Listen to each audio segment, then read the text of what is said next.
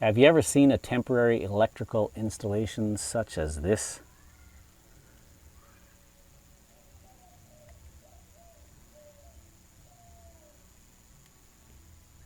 Are you guilty of something like this yourself? Have you ever left it in place for way too long because out of sight, out of mind, or because it's working, so you just push the task to the back of the list? Well, I have, I am, and I did for way too long. So what we have here is an extension cord getting power to this special LED flexible light string. So I wanted to test it out to see how it looked and to see if this is where I wanted to mount it, so hence the outdoor extension cord scratched under the surface to remove a trip hazard. But the danger here is not in doing such a temporary fix, but in leaving it for an extended period of time.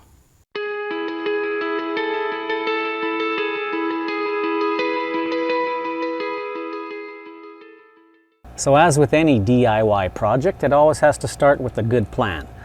So what I'm going to do is I'm going to mount my outdoor electrical box here underneath this bench lip, right where you see that white cord coming out for the transformer or the LED driver for the rope lights. And we're going to go around that corner and let me show you where the source is going to come from. So right there under the coping for my pool, that's a junction box, and that has a switched power supply that comes out to the end of the wall there, and the driver for another little LED strip that is underneath the coping lip there powers up that LED driver. So I'm going to take the power from that and run out with an LB down into the ground with 1/2-inch PVC conduit 90 degrees towards us here. Then I'm going to turn the corner and make it to the other side of this bench area. So we'll turn that corner with a 90 PVC, and then we're going to 90 up into that outdoor outlet box. So having said that, I got to finish the job of digging in the PVC conduit here. I've scraped away the gravel. Now the hard work begins. I got to pull back that underlayment, dig my hole down to about a foot should be enough here for conduit and wire, and it's kind of in a protected area that won't even get stepped on, let alone any driving traffic. So that should do it. I'll get back to you when the conduit is in and ready to be buried. Okay, I've got my conduit all run here. Had to chip away a little bit of the concrete coping here so that conduit would come nice and straight down out of that box. I was going to use a LB out of the end of that box, but that would have stuck out too far, so this tucks it in nicely. Going down into the ground, got about a foot deep here along my patio, and we'll show you it going around the corner here.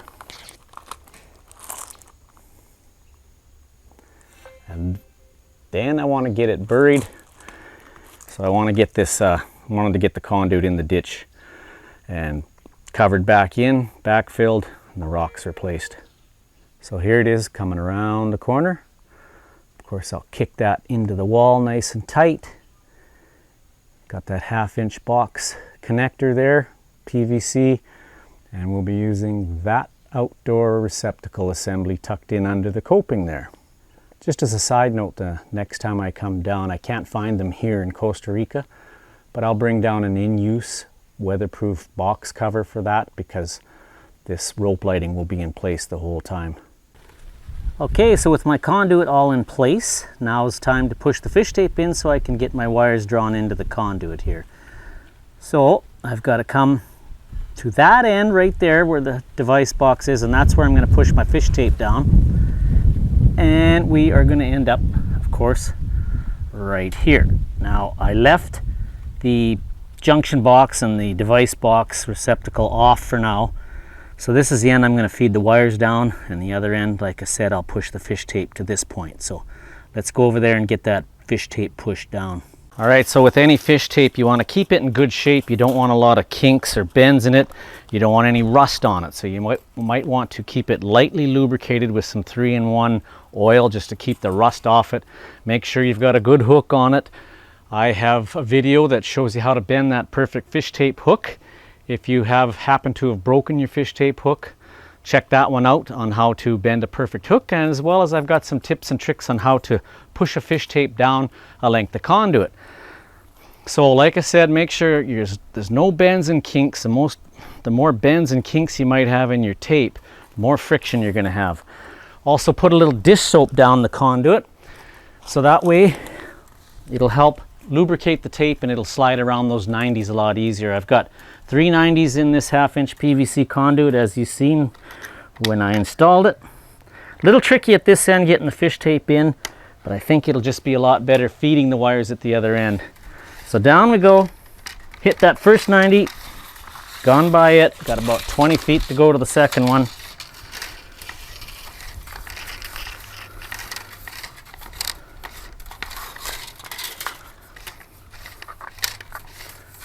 And should be hitting it now.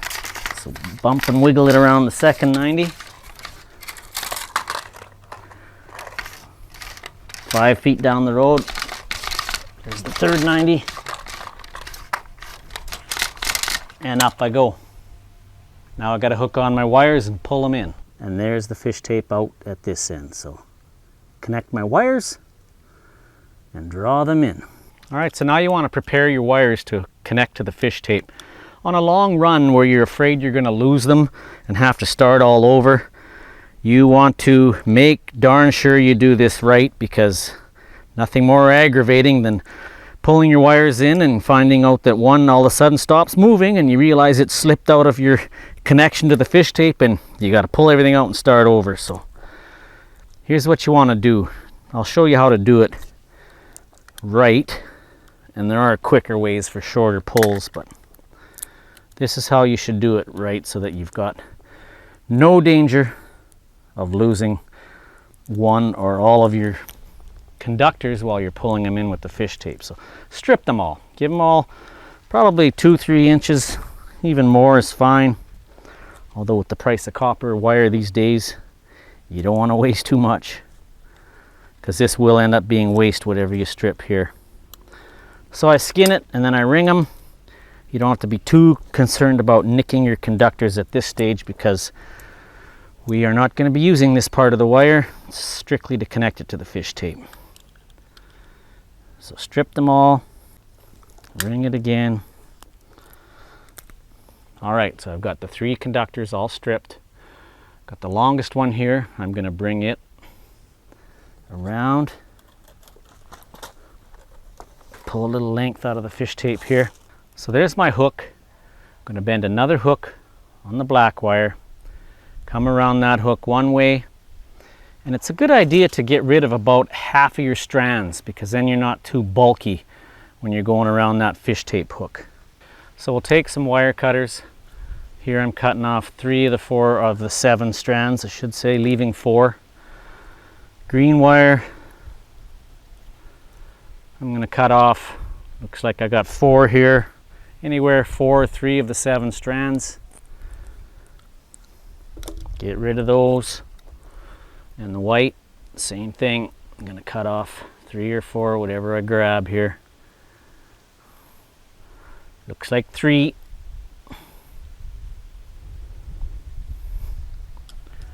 Cut those off. Okay, so taking the fish tape, we're going to put the black wire, wrap it one direction, not coming all the way back to the insulation.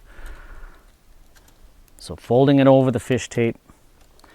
Take your white, go the opposite direction.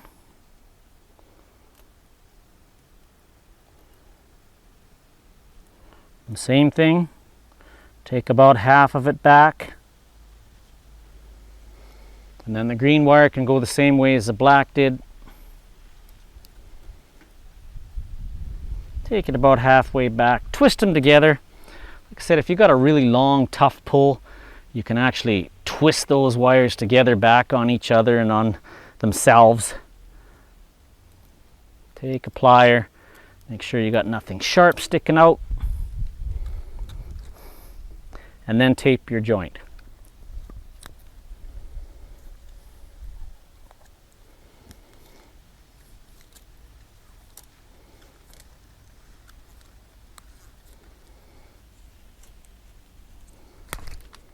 All right, we're ready to pull our wires in. Okay, so this is where it's good to have a helper involved, but I don't happen to have anybody around now, so this should go fairly smoothly. If I have to walk back there and straighten things out a couple times, so be it. So you want to just start pulling your wires in. And you wouldn't believe, when you do have a helper on the other end, if they're straightening out the wires and helping push them down into the conduit a little bit, you could not believe how much easier that makes the pull, because they're pushing them down, probably getting past that 90 without any friction, and it just makes the pull go so much smoother and easier. But we'll get there. And you don't want to pull too hard either, because if they do get stuck going into that conduit, you don't want to strip the insulation or damage it in any way as it's going down into this conduit. Okay, I think we're here. Pulling the wires straight up out of the conduit so I don't damage that insulation. And there, I've got enough to make my splices, so check them all. Yeah, they're all here. Black, white, and green. Now we'll go to the other end, put on my device box and hook up that receptacle, mount the box to the wall, not in that particular order, mount it to the concrete, and then we can make our final connections to the receptacle and at this end to our source, which here you have a ground, a black, and a white. All right, the wires are in. Gonna cut them to the appropriate length here, a little bit longer. Just got my needle nose handy, so that's what I'll use to cut them.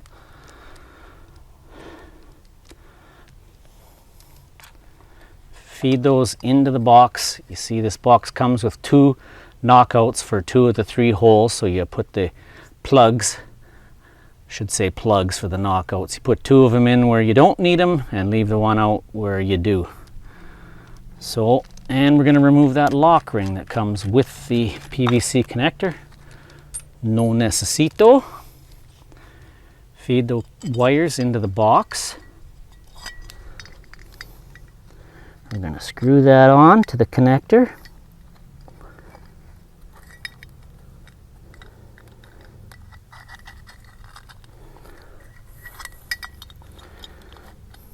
I'm doing this a little bit backwards just because it's a tough place to get to. So normally you would have all your boxes mounted, conduit in place, straps on before you pulled the wires, but just because I thought it would be easier to pull the wires in without the box in place, I did it this way.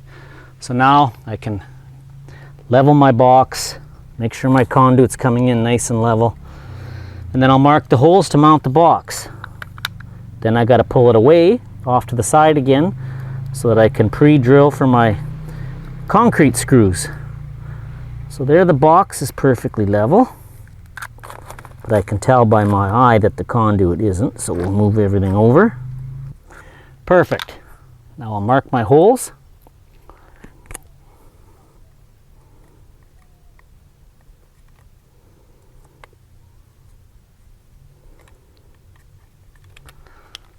There's 2 little removable plugs in the back of the box to mount the box directly to a wall like this. It also comes with some straps so that you could mount it on either side of the box and have your mounting screws outside of the box. But I prefer to do it this way. Now I should be able to move my box over enough that I can drill those holes without having to take this apart again. Ready to drill. Okay, proper sized concrete bit.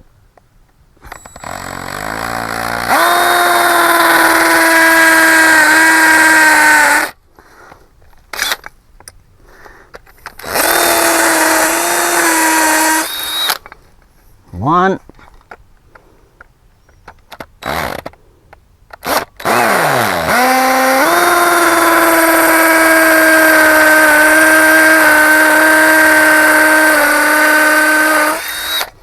Two.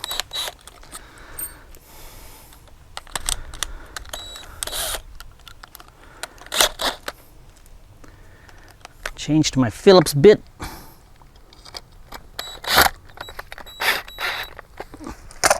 unscrew. You don't want to over tighten these or you'll strip them and you'll be ever so sad that you did.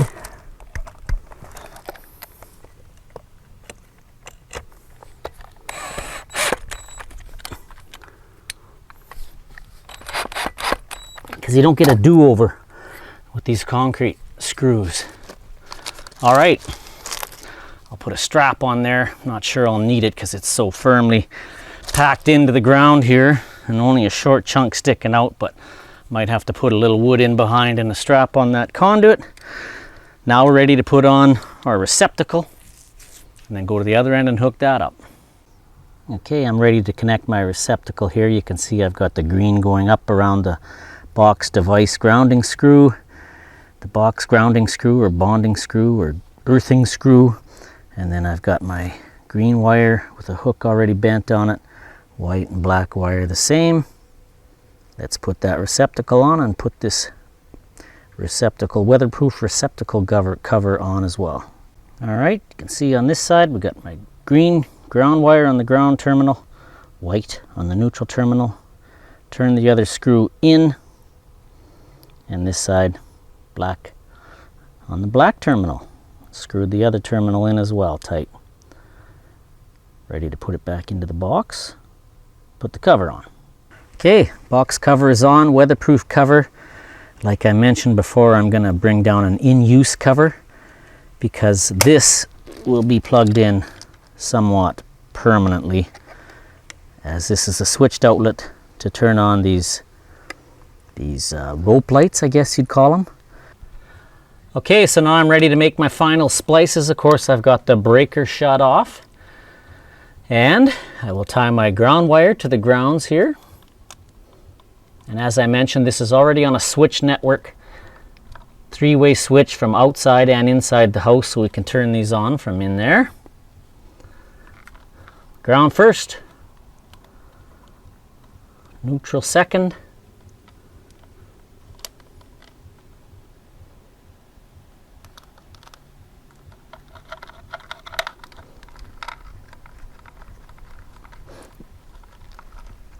and last but not least, of course, because it won't work without the hot wire.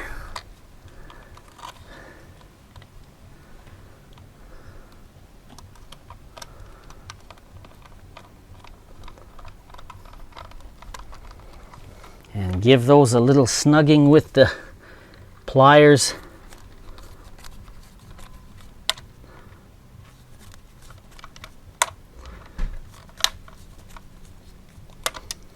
Tuck them back into the box. You might notice this is not a weatherproof box, but it's tucked under the coping here. It never gets wet. However, if you could get such a thing here easily, I would have a weatherproof box here just to be on the safe side, but something that at the local ferreteria, the local hardware store, not easy to find. So you take what you can get. Maybe in the cities, Liberia, San Jose, perhaps the Supladora in Huacas, which is about 45 minutes away. You might be able to get, or you would be able to get a good weatherproof box. But like I said, this one does not get wet. Not too concerned about it. But do as I say, not as I do. Always use a weatherproof box outdoors. There we go. We're ready to test it out. So this video was built on the premise of getting power, a permanent power installation to this set of lighting that I have mounted underneath my bench here in my outdoor patio. These are cool. Smart LED silicone neon lights from Shine Decor. Now we're going to leave you a link in the description where you can get yours, but these are awesome. I've never seen anything quite like this. It's not like the LED strip lights or anything else I've seen. They are like a neon silicone rope lighting, and they are cool. Comes with this controller, of course, and with this controller you can do all sorts of functions. You can select your color range, RGB, W, so red, green, blue, white, and anything in between. You can have them in different modes, fading, smooth transition, flashing, strobing, so cool. So if you think this is cool now, wait till you see them at night. I'll show you some of the effect it gives in our patio area here. But they come with clips, about 6 of these clips to hold them in place, and mounting it underneath horizontally like this and hanging down. I should have purchased some of the strip or the track that they also sell that they fit into, and that'll help keep them more straight and help to hold them up a little better. But I used the clips, it worked out just fine. Drilled them into the concrete, siliconed them in, and then I actually ran a bead of silicone around most of it and put some temporary sticks underneath here to make sure they held in place till the silicone dried. So there you see they go around the corner and they go around all under the bench, and like I said, wait till you see the effect at night. Pretty cool. So thank you to Shine Decor for supplying this particular set of lights. Awesome. All right, so as promised, here's the night view of our Shine Decor LED silicone rope lights. What a beautiful effect that has on my patio out here. You can cycle through the colors, do multiple things, but of course the RGB spectrum is what they're all about. And then you can do fades, you can do party mode, you can do various and sundry things with these, but I prefer the blue. Goes nicely with my pool lights and the other LED lights I have around here. So thanks again for watching. As usual, I want you to like and subscribe to my channel. Don't forget to click that notifications bell. This project was just about adding a receptacle, an outdoor receptacle, to power up these lights. Many ways you can go about doing this, but this is just one. And as I mentioned at the start of the video, if you ever do some temporary hookups using an extension cord, don't make them permanent. Always remember it's temporary and get it all put together correctly. Thanks again for watching. Terry Peterman, your internet electrician.